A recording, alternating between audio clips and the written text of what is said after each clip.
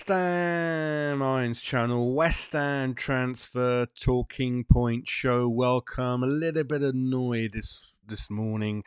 I had twice I've tried to set up a live show. It's a new platform I switched over to in the summer and it's not working. It's really got me angry. I've set it up twice. I was hoping to interact live with you guys in the comments and that kind of thing, and it's just not happening. I've tried twice, so I'm going to give these guys in the US a call when they wake up. I'm not going to be happy about it. You know, you sign up for something, you pay for something, you set it all up, and it's not happening, mate. It's not happening for one reason or another. So really annoyed about that. So apologies about that. I did try to set it up twice, have a live interaction with you, and it's refusing to go live. The silly app. Anyway, it's a recorded show. It's the best I can do. So this technology thing just really gets on my nerves. You know, the last 48 hours I've had issues with audio, as you know, and then I recorded something, then the sound didn't come back. I had to record it again. Then I set up 2 live shows. It's not going live. So you got to appreciate all the effort and time all the West Ham channel folks put behind it. Really, a lot of work goes in behind setting it up. And on the technology front, so many things have to work: the camera, the mic, the uploading, the thumbnails, the animations, all that kind of thing. Anyway, we'll put it to the back burner and we'll carry on. But yeah, West Ham talking point show. I think this is the first one I've done. It's a transfer window live chat. Well, it was a live chat, wasn't it? So ignore that. I got time to change that anyway. So yeah, I mean, is it a dream? A lot of fans obviously can't believe what we've really done, how much we've done, how quickly we've done, really. So I've got a lot of information for you to share. Let's start off with exactly what's going on live at the moment. So Wan-Bissaka, Fabrizio Romano confirming this morning he's in London now for medical test. And just about time, a little bit of time before he's officially confirmed as a West Ham United kind of player. He'll sign a 5-year contract today. So again, in the comments, I mean, I was hoping for live comments interaction with you guys, wasn't I? About ain't gonna happen, it ain't gonna happen. So put your comments in below the show, and I'll kind of reply to that. See what you think about that. I think, like I kept saying, with him coming in and Zuma imminently going out, squad is 25. I double checked, squad is 25. So we'll go a little bit into what's going to happen, because apparently we're still going to bring in 1 or 2 more players, really. So before I go into yesterday's quick match summary, let's share some news from kind of X. Business was done. A midfielder, they reckon, will be next on the list. It isn't guaranteed. The manager, J-Lo's a big fan of the PSG midfielder, Carlos Soler. Knows him. Out of favour, should be available after the wanky bitch deal.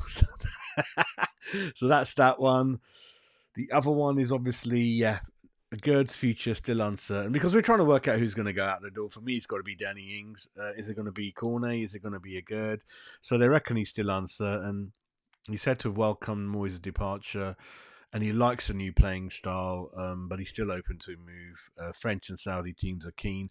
But apart from Saudi, they're all skint. You know, when we had to buy a Gerd after a couple of good years, they wanted 30-40 million off us. Now it hasn't quite worked out for him after a couple of years. Yeah, we'll give you 5 million if you want. You know what I mean? It's very cheeky. Obviously, X confirming the club would obviously like to move on Cornet and Danny Ings. High wages, down the pecking order. But it's going to be difficult to move him on due to wages and due to Cornet's injuries, really. So that's kind of that. I think there's one more bit to share. Yeah, Todibo. He had a clause in there, wasn't it? Loan to perm deal, 35 million pound clause in there for him. They reckon it's going to be activated after 5 games. I'm not sure why it's going to be activated after 5 games, why it wasn't activated straight away, why isn't it not going to be activated at the end of the season. So Todibo, we'll see what happens with that.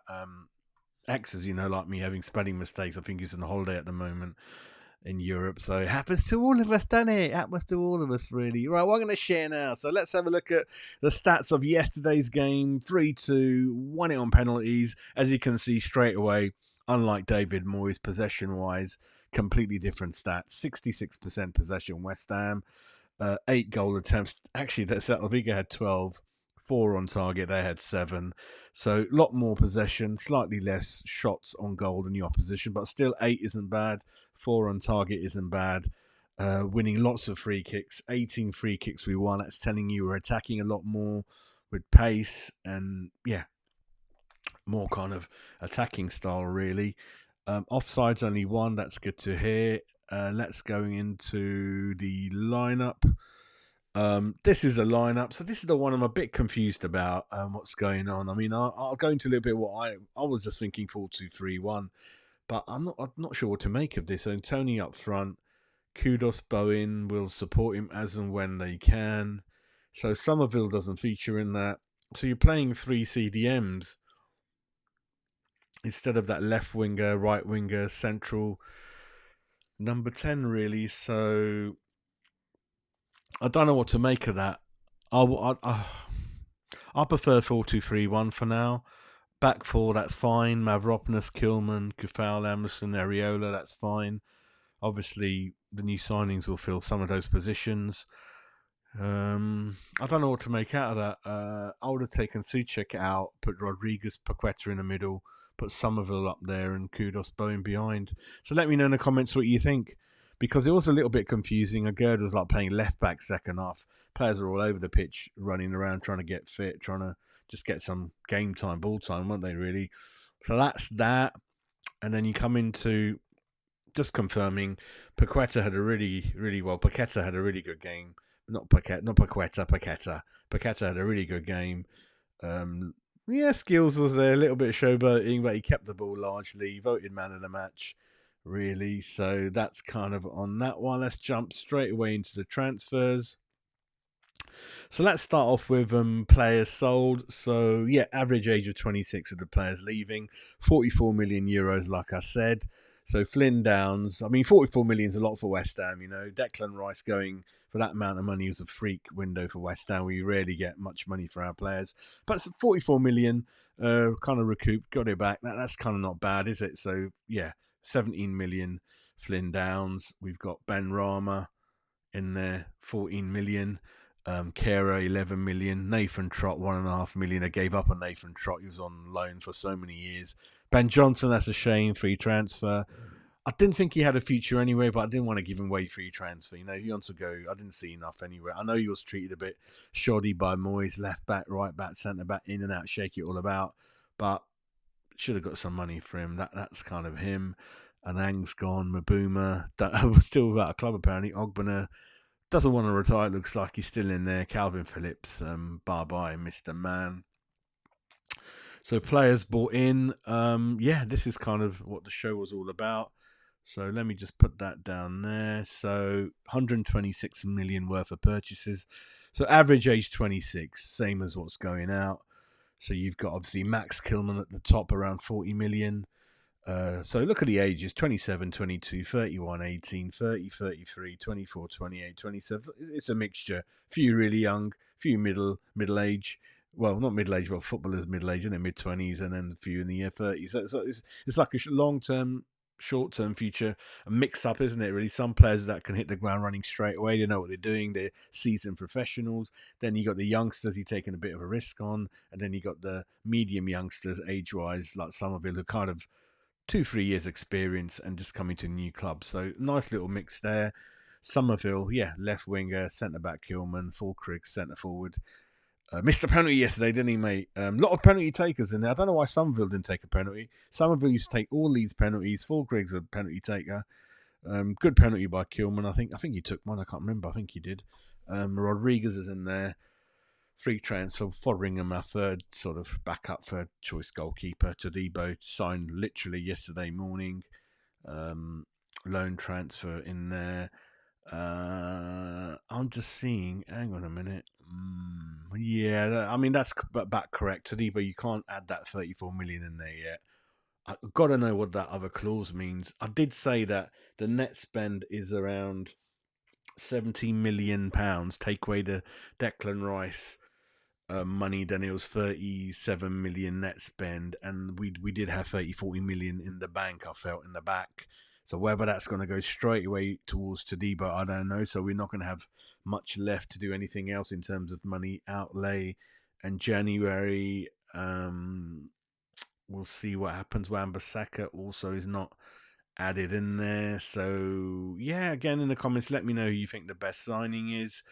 For me, Max Kilman, slightly teeny bit more expensive than I thought, but then he's Premiership. He's homegrown. He adds to those numbers. They carry a premium. Good age. He was their captain. Sort of came through under Maidenhead under our very own Alan Devonshire. So I'm okay with Kilman. Left foot, Todibo, right foot. Todibo I'm okay with. You know, all it is, it's just the French league, I get a bit nervy from it because of the standards, but he's well thought of Todibo across Europe. A lot of big clubs after him, so I trust Stein and J Lo on that. Rodriguez, a lot of people, a lot of knowledge are saying this is probably the signing of the window. They reckon, especially Terry Gibson used to play for Coventry and Wimbledon in the 90s, 80s, saying that he follows Spanish football a lot. And he's saying that, whoa, he's technically, don't think of him as just like a CDM. The boy can play. Barcelona wanted him in the centre of midfield, dictating things. So that's how well thought of he is. Don't worry about people saying, oh, he's only part of the squad in the World Cup and the Copa del Mundo. He didn't ever play. He's part of the squad. He did get minutes. He's well thought of. 4 years at Real Betis. Real clever move, that one, and especially because a lot of clubs are interested in him. That gives you a little bit of pulling power of J-Lo, to be fair, and Tim Steiten's persuasive powers, shall I say. Guillermo, a bit worried about this lad, but I've seen him a couple of times now, and he's fairly strong, scored a good penalty. Hard to get the ball off him, so he looks quite sure, technically quite good, so hopefully that works out for him. And the rest are just in loans, ins and outs, aren't they, really? So I don't know why they show people coming back from loan and they go out again. So ignore Benrahma, Kehrer, Irving and all them lot. Summerfield would be good on that left wing. Wan-Bissaka, forgot to mention on yesterday's breaking news show that the Man United fans were kind of calling him, his name is Spider. So Wan-Bissaka's nickname is Spider. They're fondly going to miss him, and they really liked him. That's good to see. They wished him the best of luck. They were shocked how low the transfer fee was, 15-16 million pounds. So that's always good to see when opposition fans are saying you got a good player on him, he's a good character, he's a good lad, and they fondly nicknamed him Spider, really. So I thought I'd share that with you guys, really. So that's on that one, my little lovelies. And then we've obviously got... let me show you that in a different screen, actually. Let's go to the tactics board in a different screen. There we go, mate. This is kind of thing what I thought we kickstart with. I was thinking 4-2-3-1. Suddenly the average age of the defense falls down. Emerson obviously in his 30s, but apart from that, you've got 26, 27, Kilman, 28, 29 Aguerd, or maybe more closer to 28. Wan-Bissaka 26. So you got a lot of pace now in there. Actually, I should have taken Aguerd out. I don't know what I'm messing about. So ignore Aguerd. Swap Aguerd for Todibo in that lineup. Sorry, I'm having a nightmare this morning. So yeah, Todibo should be in there instead of Aguerd. So you've got a really fast centre backs, left foot, right foot. Kilman's going to be better in the air than Todibo, but Todibo's passing ability is really, really good. So is Kilman, and funny enough, so is Aguerd, and so is Mascherano. So we've got 4 centre backs that can really comfortable on the floor, technically very sound, reasonable pace in there. Out of the 3, they're all good in the air, especially Mascherano and Kilman. Aguerd, defensive wise, just go missing. So if he leaves, I'm fine with it as long as we get another person in there. Todibo's, he's got all the skills that you need to be a really good centre back in his armour. He's kind of physically good. He's an athlete, good on the floor, good acceleration. Just needs to be a bit more strong heading it, and then obviously get used to the high physicality of the Premier League and the high standard of speed and strength strikers you're going to be up against, really, and forming a relationship with your back four. Wan-Bissaka, very easy going to be to slot him in. Seasoned pro, one of the best one-to-one defenders, Sam Allardyce said. as far to say, even said he's the best right back defensive wise in the league. Very, very highly compliments from an experienced manager.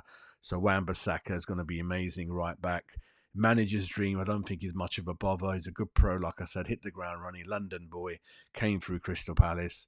It's going to be so easy to manage him. And hopefully we'll get a little bit more out of him at the final third, improve on his crossing and assist stats. But for me, as I said, if you sign a defender, first and foremost, you got to make sure that they can defend, and boy, he can. So, listen, there's not much more the board could have done in terms of bringing in Kilman, Todibo, Wan-Bissaka. They've exceeded all our expectations. Hopefully, the manager can bond them together as quickly as possible.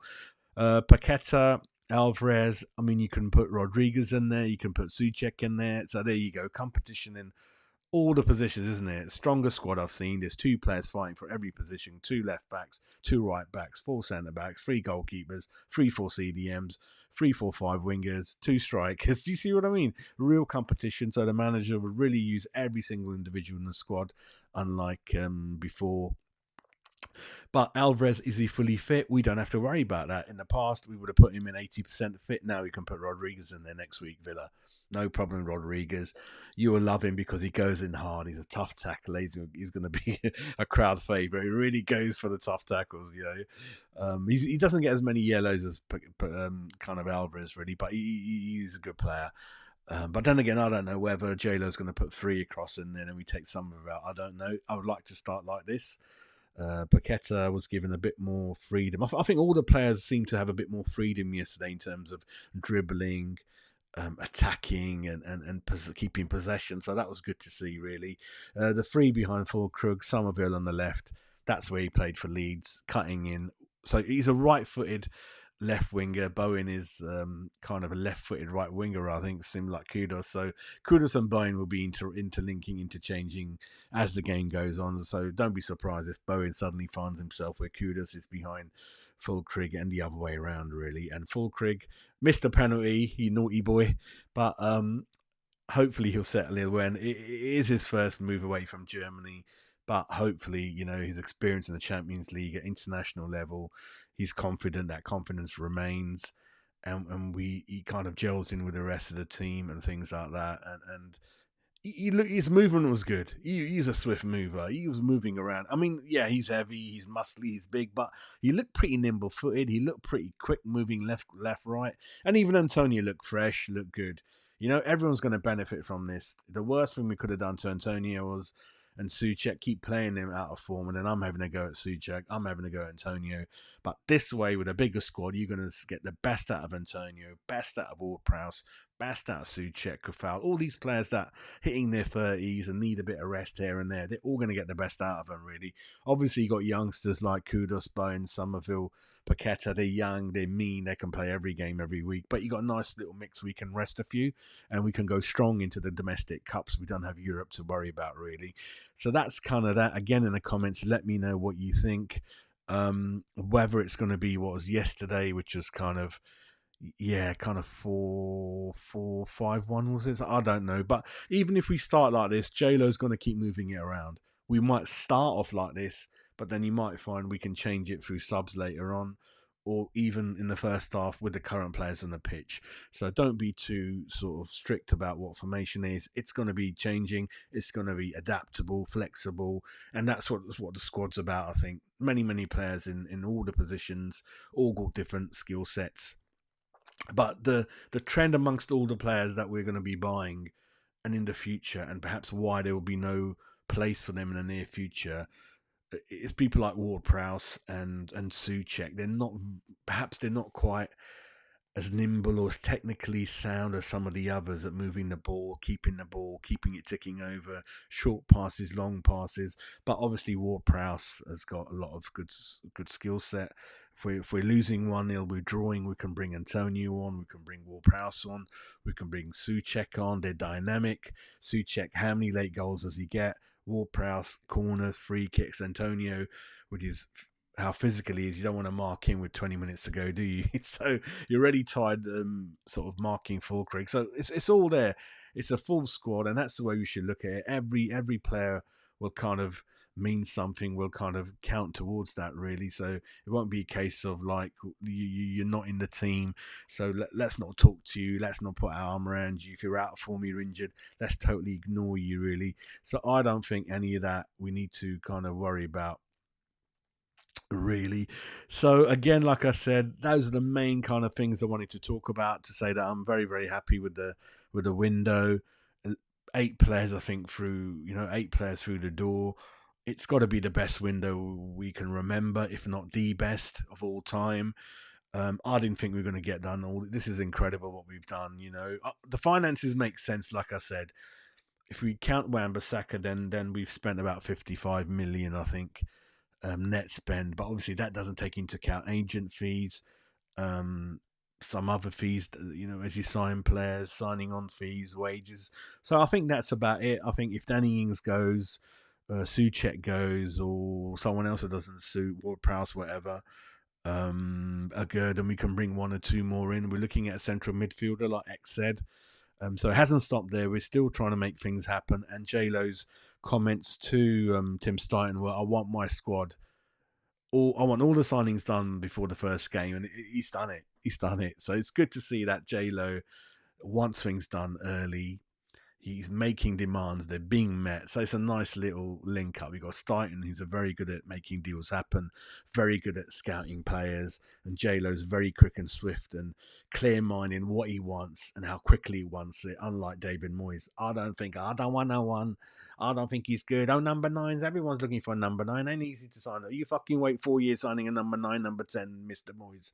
Right, we brought in 8 players in a number of weeks, mate, and J-Lo's just walked through the door. Right, there you go. There's players out there. If there's a will, it'll happen, wouldn't it? If there's no will to make anything happen, and you're not going to try and make anything happen, it ain't gonna happen, is it, mate? Do you know what I mean? And a small mention for Sullivan. He gets a lot of flack, so I hope you fans in there give him a little clap in there. Give him a little clap. Give him a little thumbs up in the first game. So everyone's on a positive thing, really. But everything, yeah, I mean, I'm pissed off we didn't go live. I'm so fucking annoyed. I do apologise. I am annoyed at this software. You pay for it and it doesn't work. It's just driving me up the wall. So I will try to speak to those guys today, tomorrow, because if we can't go live, then I'll have to jump on another app again. It's so annoying. It takes so long to change platforms and get things ready and done, and that's so annoying, because I am one of the channels that goes live most of the time, especially after the game and also during the week and things like that, really. So bear with me, bear with Jazz, trying to sort this platform out, but hopefully you can hear me. And I apologise again. I really wanted to interact in the comments with you, see what you guys have been up to. We're one like family, aren't we? We have banter in the comment section and things like that, really. So yeah, like I said, put your comments in there. Yeah, I want to get to 3,000 subs. So if you've got any lots of aunties and uncles somewhere, give them a little shout. Tell them to subscribe to the channel that can't go live and things like that. Do you know what I mean? But keep an eye on Wan-Bissaka. It should be all official today, but that's not the end of it. We've got 99% of what J-Lo wants already for the Villa game. It's so exciting. Gonna look forward to seeing those training videos from the training ground in Dagenham and Chadwell Heath, and all these new exciting faces. Hopefully lots of smiles. And I particularly like J-Lo going around laughing, smiling, putting his arm around the youngsters, the experienced players. I love that. There was an interaction with Paqueta a couple of weeks ago saying, "Big boy, how you doing? You're a brilliant player, but I think I can get more out of you. You can get better." I love all of that. I love all of that. Going around the training ground, patting everyone on the back, having a bit of banter with people. I didn't see much of that with David Moyes, so I like that, especially at the beginning. J-Lo having lots of words with Earthy, the youngsters, telling them the importance of still doing their education, completing it, listening. I love all that. I love all that, really. So listen, I'm going to give you a Sunday back to you. It's going to be very hot today, so enjoy it, whether you're going to go out or whatever you're going to do. So take care. Come on, you Irons. It's a new project. Bear with it. Be positive, and I'm sure it's going to be a nice journey for everyone. Take care.